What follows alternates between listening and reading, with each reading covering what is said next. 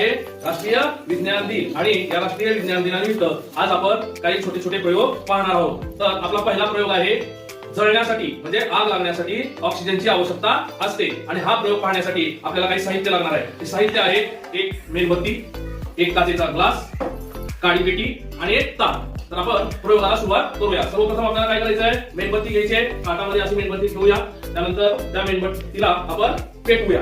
पेटण्यासाठी काय लागतं, ऑक्सिजन लागतंय ना. आपल्या या वर्गामध्ये ऑक्सिजन भरपूर आहे म्हणून ही काळी पेटणार आणि मेणबत्ती पण पेटणार. बघा काळी पेटलेली आहे आणि मेणबत्ती देखील पेटलेली आहे, कारण काय आहे इथं ऑक्सिजन आहे.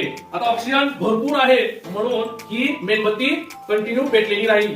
जोपर्यंत आपण हिला विझवणार नाही किंवा ही मेणबत्ती जळून संपणार नाही तोपर्यंत ही मेणबत्ती जळत राहील. कारण काय आहे, या पूर्ण हॉलमध्ये ऑक्सिजन भरपूर आहे, तो संपणार नाही लवकर. एवढ्या मेणबत्तीसाठी तो पुरेसा आहे. भरपूर वेळ चालेल, मेणबत्ती सगळी संपली तरी ऑक्सिजन संपणार नाही, कारण खिडक्या उघड्या आहेत, दार उघडा आहे, बाहेरची हवा सतत येत राहते. आता आपण काय करूया, या मेणबत्तीवर हा काचेचा ग्लास ठेवूया आणि ग्लास ठेवल्यानंतर काय होतंय बघूया, म्हणजे त्या मेणबत्तीला ऑक्सिजन मिळतो की नाही पाहूया. आता आपण हा ग्लास याच्यावर ठेवला, काय होतंय निरीक्षण करा.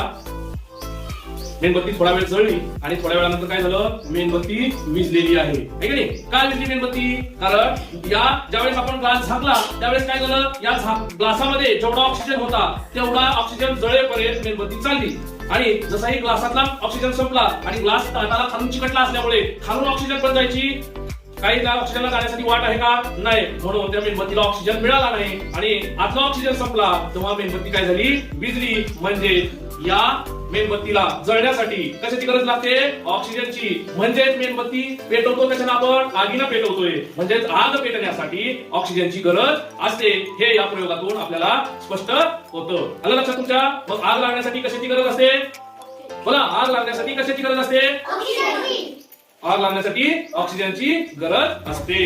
लक्षात आलं.